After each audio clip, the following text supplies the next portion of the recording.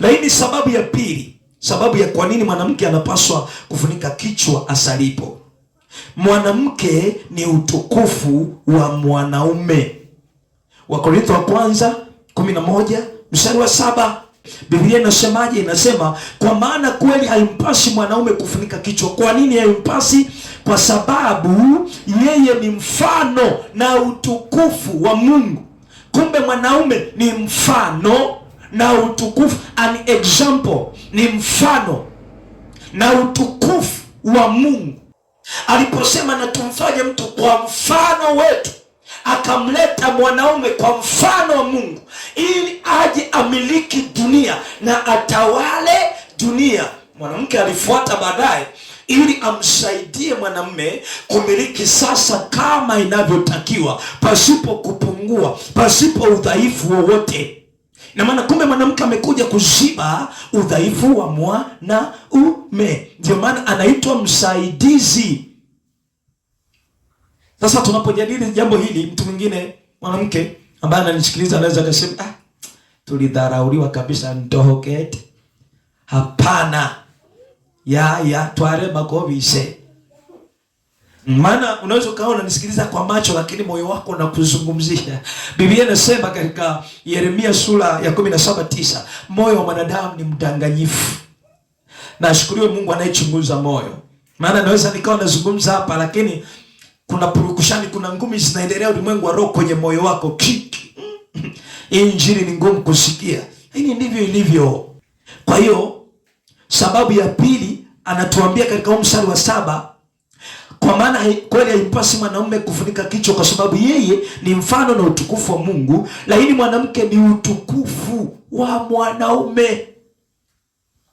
Kumbe mwanamke ni utukufu wa nani? Anapomtazama mwanaume, anapomtazama mke wake, anamshukuru Mungu, asante kwa huu utukufu ambao umeniumbia. Alipochomoa ubavu Deogratias, aliutoa utukufu wako. Kwa hiyo unapomtazama mwanamke, huo ni utukufu wako. Ndio maana wale Waswahili au watu wa nje huwa wanasema mwanamke ni ua la ndani. Hawakosei, kwa sababu ni utukufu wa mwanaume. Ndio maana ukiangalia hata namna mwanamke alivyoumbwa ni tofauti na sisi wanaume. Sisi tuna lingozi ligumu la ajabu, mara makovu, mara nini. Na hili yeye ukiutazama ngozi yake ni softi. Ukishika kuna kitu unakisikia. Yaani hivyo pambo, utukufu wako. Bwana Yesu asifiwe sana. Sisemi haya kuchochea zinaa ama uasherati. Ninafundisha. Sio kasema ngoja nikajaribu, inateleza kweli? Hapana. Huu ni mfano. Yaani mwanaume akigusana na mwanamke kuna hisia tofauti inatokea. Ndio maana kwetu sisi makanisa yetu ama sisi watu wa Mungu hatupaswi kuwa na mazoea ya jinsio. Unajua kuna makanisa yanasalimiana, yanakumbatiana na mwanamke, yanapigana hivi, za huko na miguu inafuata za huko. Yaani mnatoka hapo umeshaloa, kila mtu nyanga. Yesu yule aliyekuwa mnamwimbia si Yesu tena mnawaza. Nikamtext kwenye WhatsApp ama message nimwambie uko wapi. Yaani lile kumbatio na mbaya zaidi, hayo huwa yanakaa moyoni kuliko hata neno ninalokufundisha leo. Ndio maana sisi tunasalimiana kitaratibu. Najua zamani mimi mwenyewe naweza nikajiita wa zamani kwa sababu nimezaliwa nyakati ambazo hakujapotoka kama hivi. Kadri tunavyoendelea mbele, mambo yanazidi kuharibika zaidi. Bwana Yesu atusaidie sana. Yamkini 2026 tunaweza tukaona jambo zaidi jipya la ajabu. Zamani ukisha chumbia tu mtumishi Samsoni, hauruhusiwi kuonana na huyo mwanamke pasipo ruhusa ya uwepo wa mzee wa kanisa. Na tena mnakuja kuonania kanisani, sio kwenu. Na hata kutongoza kwa zamani hakukuwa kama kwa leo, kwa kichizi namna hiyo. Yaani mpaka uje useme neno na kupenda umehangaika. Nenda kasikize ushuhuda wa Moses Kurora alivyompata mkewe, utacheka. Anesha siwe sana. Na mimi nilishakataa. Mimi binafsi Baraka niliweka msimamo. Nikasema mimi sitatongoza mke. Sitatongoza, unajua ninakupenda, ninataka. Mungu anamjua aliye wa kwangu. Muulize yule pale mke wangu. Mimi sikwenda kumfuata nimwambie, unajua unachimba mpaka shimo, unang'ata mpaka kijiti. yani Mimi nilisema, Mungu wewe ubavu wangu na ujua, sema nao. Yule pale alisema, Mungu alimsemesha karibia mara 10. Sema, Mungu sasa inakuwaje? Mbona yeye mwenyewe ndo hajali? Na bahati mbaya alisemeshwa wakati ambao mimi hata sijamuwahi muwaza, wala ndo kwanza niko busy na mwingine ambaye mimi akili yangu inanituma kwamba ndio yeye. Kumbe Mungu ananicheka tu. Napoteza muda. Ndio maana swala la mke ama swala la mume, ndugu zangu, sio swala la kutumia akili, ni swala la kumwachia Mungu. Unajua wewe mtumishi Samson, hebu fikiri, uko hapa kibaoni, wanawake hawa wako duniani, unaweza ukajichagulia ubavu uliotoka kwako ukaweka hapo ukalingana, kwa sababu kilichomolewa ubavu wako. Ina maana ukija ubavu, kwa sababu kuna maubavu mengi. Kuna ubavu wa mtumishi Florian, kuna ubavu wa Dulexon, kuna ubavu. Sasa ukija wa Dulexon usipokufaa, wewe ukachagua. Ndio maana kuna wengine, baba ninaomba mke, jicho moja limefumba linaomba, lingine linaangalia, ninaomba mke Bwana, huko wanaangalia hivi Aneti anifai kweli? Oh haleluya Bwana, wewe ni mfalme, ninaomba mke. Fumba macho yote umuombe Mungu akupe.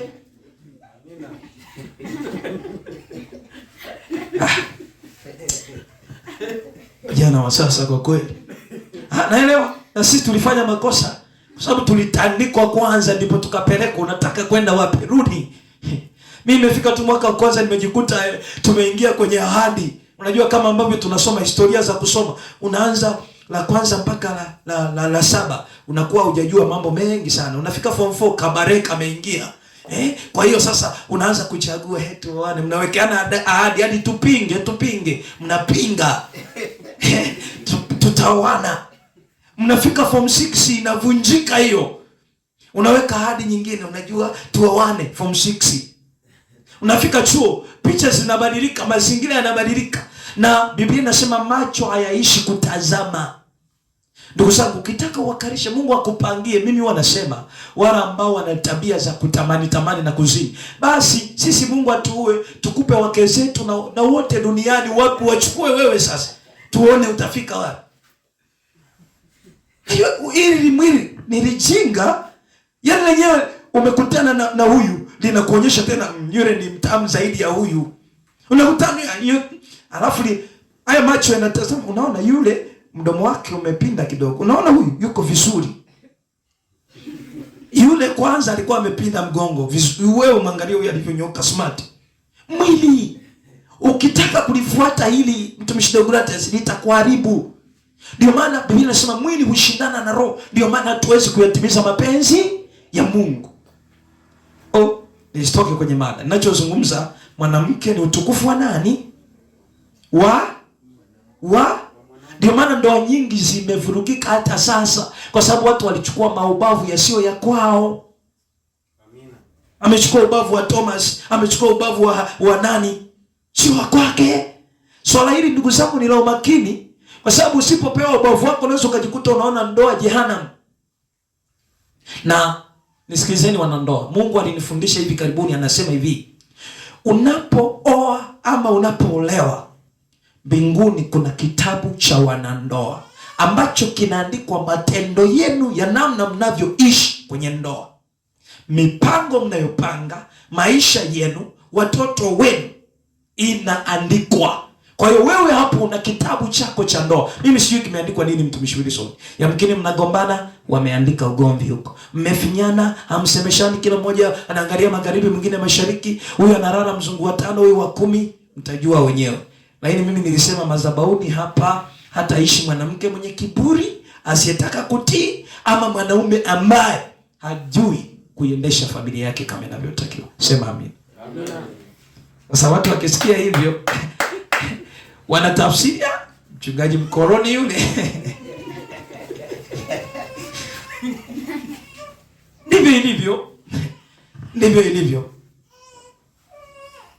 ilivyo. Inaweza ikatafsirika hivyo. Lakini mimi ninakupenda sana kwa sababu sitamani uweze kupotea. Kwa hiyo Sababu anayoitoa Paulo ni kwamba mwanamke ni utukufu wa nani jamani? Ni utukufu wa nani? Wa mwanaume. Mwanamke, jivunie hilo, kwa sababu Mungu alikuona wa thamani sana katika hilo. Usijute kuzaliwa mwanamke, bali umshukuru Mungu umezaliwa mwanamke. Wewe ni utukufu. Sababu ya tatu, mwanamke aliumbwa kwa ajili ya mwanaume. Kumbe mwanamke ameumbwa kwa ajili ya mwanaume. Wakorintho wa kwanza sura ya 11 mstari wa 8 tunajifunza sababu za kwa nini mwanamke anapaswa kufunikwa kichwa wakati anaposali ama anapohutubu. Wakorintho wa kwanza 11 mstari wa 8 hadi wa 9. Maana mwanamume hakutoka katika mwanamke. Kumbe mwanaume hajatoka katika. Kumbe kuna kutoka katika. Coming from, kutoka katika. Kwa hiyo aliyetoka katika ni mwanamke, alitoka katika mwanaume. Biblia inasema Adamu akalala usingizi. Sijajua ulikuwa ni usingizi wa namna gani ule. Mungu ni bingwa wa operation. Alifanya operation ambayo hakuna alama iliyobaki, mtumishi wa Mungu. Unajua madaktari wanafanya operation lakini alama za nyuzi zinabaki. Unapojikata ama unapojifungua kwa operation lazima zibaki alama. Mungu ni daktari bingwa sana. Bwana Yesu atusaidie sana. Tuendelee kusoma andiko hili. Maana mwanaume hakutoka katika mwanamke, bali mwanamke katika mwanaume. Wala mwanamume hakuumbwa kwa ajili ya mwanamke. Kumbe mwanaume hajaumbwa kwa ajili ya mwanamke, lakini nini? Anasema bali mwanamke kwa ajili ya mwanamume. Kwa hiyo mwanamke umeumbwa kwa ajili ya mwanaume, ambaye mwanaume anasimama kwenye utukufu wa Mungu. Umependelewa sana. Kwa hiyo mwanamke aliumbwa kwa ajili ya mwanaume. Ndio maana anatakiwa kufunika kichwa, ishara ya kumilikiwa, ishara ya kwamba anamilikiwa, yuko chini ya mamlaka ya Yesu. Atusaidie sana. Sababu ya 4 ni kwa sababu ya malaika. Kuna kitu ambacho Paulo anakizungumza hapa cha asili sana. Wakorintho wa kwanza sura 11 na mstari wa 9. Biblia inasema wala mwanaume hakuumbwa kwa ajili ya mwanamke, bali mwanamke kwa ajili ya mwanaume. Mstari wa 10. Kwa hiyo imempasa mwanamke awe na dalili ya kumilikiwa kichwani kwa ajili ya malaika. Kwa ajili ya malaika. Anaposema kwa ajili ya malaika, anamaanisha malaika kama mashahidi wa ibada. Unajua malaika ni mashahidi wa ibada. Wao wanafahamu utaratibu na kanuni za kimbingu. Tunapokuwa katika ibada hii, tunakuwa chini ya usimamizi wa malaika. Bwana Yesu asifiwe sana. Kwa hiyo mwanamke anapofunika kichwa ni dalili ya kumilikiwa vile vile kwa ajili ya malaika, yaani ishara ya kwamba ibada inafuata utaratibu wa Mungu. Malaika wapo kuangalia utaratibu wa ibada ya Mungu, wanasimamia, na hata saa hii wapo wanachukua mtumishi Florian umakini gani alionao kwenye ibada, anasema huyu yuko makini 10%, wanampa huyu 100%. Yaani wanapeleka taarifa ya ibada. Huyu alikuwa kwenye nafasi yake, huyu hakuwa kwenye nafasi yake. Wanapeleka taarifa ya ibada. Malaika wapo usiowaona. Ndio maana unapaswa kuwa makini. Ndugu zangu, mimi Mungu alipokuja kunifundisha hili nilikuwa makini sana. Unapoingia tu ibadani, malaika wapo. Yaani kila mmoja yuko malaika wake, anayechukua loko ya ibada yake. Leo ikoje? Anaipeleka kwa Mungu. Anastahili baraka. Ameomba nini? Kwa jinsi alivyojiconnect leo na mbingu, anastahili hiki. Bwana Yesu atusaidie. Ni mambo ya kuogofya sana. Ni mchungaji, ninapokuwa hapa kuna malaika huko. Kila ninachokisema kinaandikwa kama ni tangazo. Wamesema, ndio maana tulisema pia tunaposema ibada ni saa 3 kamili. Ina maana mimi mchungaji nimesema saa 3 kamili, malaika anasema wamepatana leo ibada saa 10:30 wataanza ibada ya Injili. Kwa hiyo inapofika saa 10:30 malaika anakuja. Nani ambaye amekuja? Akiona hamna, anaenda na jina, anaenda na karatasi haijaandikwa kitu. Anasema Mungu, nilienda. utaratibu wa ibada. Kwa hiyo malaika ni mashahidi wa ibada. Katika Ibrania anasema malaika wanatuhudumia sisi. Kwa hiyo malaika wapo kama mashahidi wa ibada inayofuata utaratibu wa Mungu. Wanamjua Mungu, wanafahamu Mungu, wanajua kanuni za Mungu. Kwa hiyo mwanamke kujifunga ama kujifunika kitambaa ni dalili ya kumilikiwa kichwani, lakini zaidi kwa ajili ya malaika. Sasa ninaomba tujadili swali kidogo. Je, nywele ndefu ni badala ya kufunika kichwa? Kitabu cha Wakorintho wa kwanza sura ya 11 mstari wa 15. Kumekuwa na mijadala mingi. Watu wanasema, unajua Biblia imesema ukiwa na nywele ndefu mwanamke, hizo zinakuwa badala ya kufunika kichwa. Hebu tuangalie inasemaje. Wakorintho wa kwanza 11:15. Uandike mtu wa Mungu, lakini pia uwe makini kusikiliza. Lakini mwanamke akiwa na nywele ndefu ni fahari kwake, ndio, kwa sababu amepewa zile nywele ndefu ili ziwe badala ya mavazi. Twende taratibu. Biblia haijasema amepewa zile nywele ziwe badala ya kufunika kichwa. Imesema ziwe badala ya mavazi. Tunatofautiana. Mwafrika, sisi wa Afrika, sisi wa Kushi, tuna nywele fupi. Ndio maana kama usipolizika jinsi Mungu alivyokuumba, utaanza kutamani nywele zingine. Tamaa hii shetani ameileta, ndio maana akaleta tubadilishe nywele. Mimi mke wangu alikuwa anapaka piko, yaani Mungu alipokuja akamkataza, yeye mwenyewe ni shahidi. Ana nywele ni kama zinataka kuwa nyekundu, lakini sasa Mungu akamwambia, ndugu, usipolizika na nilivyokuumba ukautafuta Uarabu utanikosa mimi.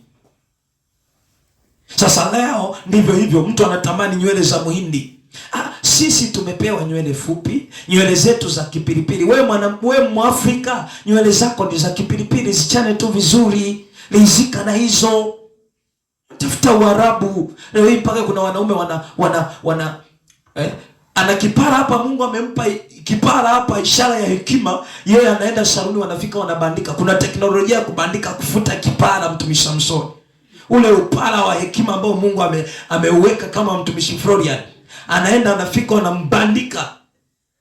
Ama wengine siku hizi wanapaka mapiko hadi kwenye hichi kipara ili kionekane ni cheusi, ni nywele. Kuna ndevu bandia, kuna nywele bandia, kila kitu bandia, makalio bandia, matiti bandia. Toka shetani, bandia wewe. Bandia umeingia kanisani, sisi hatuta ukubali. Kitakachoingia mbinguni ni asili, ili ulishike, mtu wa Mungu.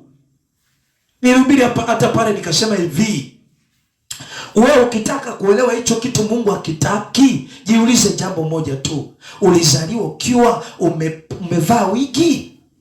Yaani mtoto angezaliwa Mama Samsoni, huyo mtoto amesuka, ungemtupa.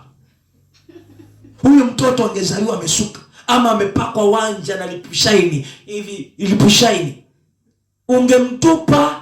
Kwa hiyo hiyo inaonyesha uasili wa Mungu juu yake na vile Mungu anavyotaka. Yaani maandiko yanasema watu tunamhoji Mungu, ya nini kuniumba hivi? Mungu umenikosea. Leo hii watu ndo wanaenda kuchoma hadi sindano makalio yaongezeke. Mimi sijajua kwa nini yaongezeke. Sijajua ni chakula kile. Mimi sijui. Laiti kama kingekuwa chakula tungeenda kuchoma wote tukate, alafu tukachome tena tukate, tuwe tunakula sasa. Yanaitwa makalio, tukalie. Ni godoro lile, tusiumie kwenye benchi haya. Ili tusiumie jamani. Na kila mmoja anayo, tusilingishiane. Mungu alichokifanya tu, wewe alikuwekea nyama nyingi, mimi akaniwekea nyama kidogo, lakini wote si nyama. Uumbaji wa Mungu. Maajabu ya Mungu kaumba watu. Wangapi mnaujua huo wimbo wa zamani kidogo? Wengine ni wanene, wengine ni wote ni wa Mungu. Wote wanaisha asifiwe.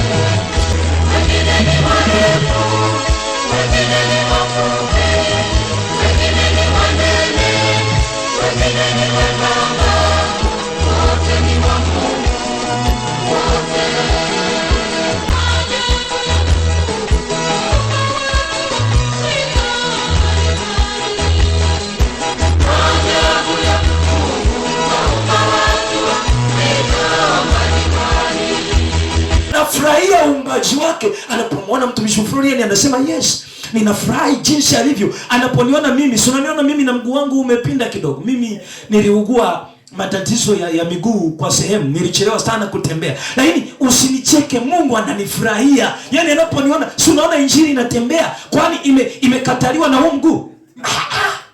Haijazuiwa na mguu. Amina. Yesu atusaidie sana. Mungu anavifurahia vyote.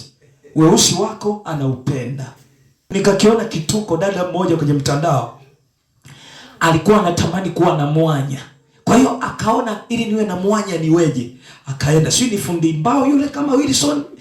Akafika akachukua, kuna vile vidude mtumishi Wilson ambavyo huwa vinatumika kukatia vyuma vile nondo. Kile kidude fulani hivi kama msumeno hivi. Unajua yule fundi akaanza kutengeneza, yani anatengeneza hapa ili awe na mwanya.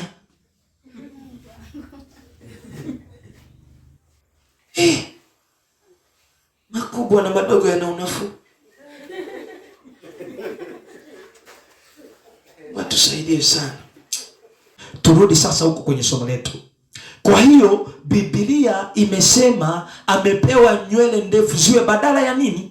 Ya mavazi, sio badala ya kufunika kichwa. Tulielewe neno la Mungu. Haijasema amepewa zile nywele ziwe badala ya kufunika kichwa, no, badala ya mavazi. Nywele ndefu mwanamke anapokuwa nazo zinamstiri mabega, sehemu zinamstiri, zinakuwa badala ya vazi. Ni kama mtu aliyevaa vazi limemstiri baadhi ya sehemu, lakini haimaanishi nywele ndefu pekee zinatosha kufunika kichwa. Na ukweli ni kwamba nywele haziondolewi, kwa sababu tunaposema kufunika inamaanisha tunaweza kuondoa tukaweka tena. Kwa hiyo kama nywele zingekuwa badala ya kufunika kichwa, zingekuwa zinaondolewa. Amina. Na nielewe vizuri mwanamke. Haya, tujadili jambo jingine. Je, agizo hili ni kwa makanisa ya Korinto pekee? Hoja hii nitaizungumza huko. Kumekuwa na namna ambavyo watu wanasema huo ni utaratibu wa Korinto. Tuone mstari wa 16, hiyo wa Korinto 11:16. Je, Paulo anaelekeza haya kwa Korinto pekee? Mstari wa 16 anasema, lakini mtu yeyote akitaka kuleta fitina, sisi hatuna desturi kama hiyo, wala makanisa ya Mungu. Hajasema makanisa ya Korinto, hajasema wala kwa Wakorinto. Amesema utaratibu huu ni kwa makanisa ya Mungu. Ina maana yanafanya kazi hata leo, si jambo la juzi jana kwamba limepitwa na wakati. Ni utaratibu. Hatuna utaratibu kama huo wa yeyote anayepinga ama kuleta fitina katika haya tunayozungumza. Jambo hili ni utaratibu wa nani? Wa Mungu kwa makanisa yote. Kufunika kichwa kwa mwanamke anaposali au kutabiri ni agizo la Mungu kwa makanisa yote duniani. Kitu muhimu, mwanamke kufunika kichwa hakumaanishi mwanaume kuwa bora zaidi ya mwanamke, bali kunaonyesha mpangilio wa ibada unaoleta utukufu kwa Mungu. Mwaka fulani, sikumbuki ni lini, nilikuwa Morogoro, wilaya moja inaitwa Mvomero. Nilikuwa nimeenda kwenye semina ya Injili. Pokuwa nafundisha, likaulizwa swali kama hili. Namshukuru Mungu, aliinuka mwanamke mmoja ambaye yeye alikuwa hafuniki kichwa hapo mwanzo, lakini anasema nyakati zile za semina alifika siku moja mbele za Mungu kuomba akiwa hana kichwa. Anasema ya kwamba maombi hayakuombeka. Alipokuwa kila anapojaribu kuomba hakuna anachokiona, ikabidi arudi. Akasikia ndani yake anaambiwa nenda kafunike kichwa. Alipoenda kufunika kichwa, anasema aliporudi aliomba, akasikia wepesi na akasikia bubujiko. Kuna vitu vingine usipoviamini kwa mafundisho, basi pata nafasi, nenda kamwombe Mungu binafsi akusaidie. Unajua mafundisho haya yanayofundisha mtumishi Baraka yanaruhusiwa kupimwa. Si kitu ambacho unaweza ukakichukulia kama sheria. Na ndio wokovu. Wokovu haulazimishwi. Biblia inasema chagueni hivi leo ni nani mtakaye. Kumbe unaweza ukachagua kumtumikia Mungu, unaweza ukachagua kuyakubali haya ama kuyakataa. Bwana Yesu asifiwe sana. Kwa hiyo kufunika kichwa kwa mwanamke haimaanishi mwanaume ni bora zaidi ya mwanamke, bali kunaonyesha mpangilio wa ibada unaoleta utukufu kwa Mungu. Yaani inapokuja swala la mbele za Mungu wote ni sawa. Sawa sawa na Wakorintho wa kwanza sura ya 11 mstari wa 11 hadi 12. Biblia inasema, lakini katika Bwana si mwanamke pasipo mwanamume. Hapa Paulo anakuja anatengeneza hoja sasa kimungu. Anasema hii haimaanisha kwamba mwanaume ni bora kuliko mwanaume, la hasha. Huu ni utaratibu ambao Mungu ameweka, lakini haulengi kumtoa mtu kumwonyesha kuwa dhaifu ama huyu kwenye nguvu. Wote wanategemeana, kuna mahali wanahitajiana. Anasema lakini katika Bwana si mwanamke pasipo mwanamume, wala mwanamume pasipo mwanamke. Ndio maana kama mwanamke alitoka katika mwanamume, vile vile mwanamume naye huzaliwa na mwanamke, na vitu vyote asili yake hutoka kwa Mungu. Hukumuni ninyi wenyewe katika nafsi zenu. Mwanamke alitolewa kwenye ubavu wa mwanaume, vivyo hivyo hata sisi tunazaliwa kutoka kwa mwanamke. Kwa hiyo hii ni ishara ya kwamba sisi sote ni sawa na tunahitajiana mbele za Mungu, ila jambo hili ambalo Mungu anatufundisha ni utaratibu wa ibada mbele za Mungu. Bwana Yesu asifiwe. Hallelujah.